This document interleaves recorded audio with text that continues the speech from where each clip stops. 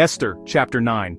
On the 13th day of Adar, the day originally decreed for their annihilation, the Jews instead gathered and defended themselves against their enemies. No one could stand against them because fear of the Jews had fallen upon all people. Officials throughout the empire, fearing Mordecai's power and influence, helped the Jews.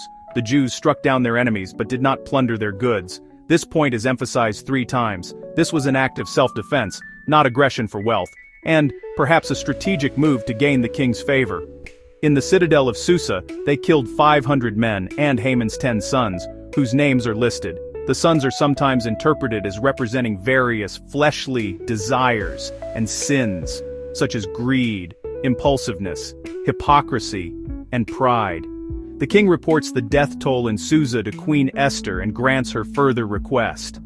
The Jews in Susa are permitted to continue defending themselves the next day, on the 14th of Adar, and Haman's 10 sons are publicly hanged on the gallows.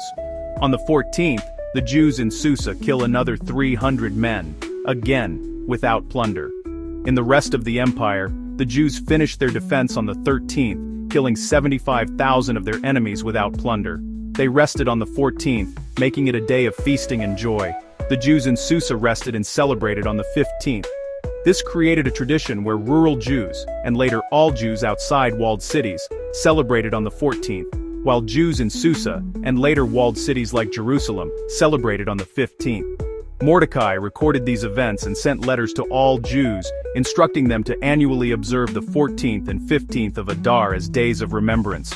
These days were to be commemorated as the time when the Jews' sorrow was turned to joy and mourning into a holiday. They were to be marked with feasting, gladness, sending gifts of food to one another, and giving gifts to the poor. The festival was named Purim after the pur, the lot that Haman cast to determine the date for their destruction. The Jews committed themselves, their descendants, and all future converts to observe these days perpetually. A second letter, jointly authored by Queen Esther and Mordecai with full authority, was sent to confirm and establish the observance of Purim. The letter also encouraged fasting and lamenting alongside the celebration, reminding them of their prior sorrow and their dependence on God. Divine reversal, divine providence, celebration and remembrance, community and charity. The story of Esther, chapter 9, reminds us of the power of faith, unity, and the importance of remembering deliverance.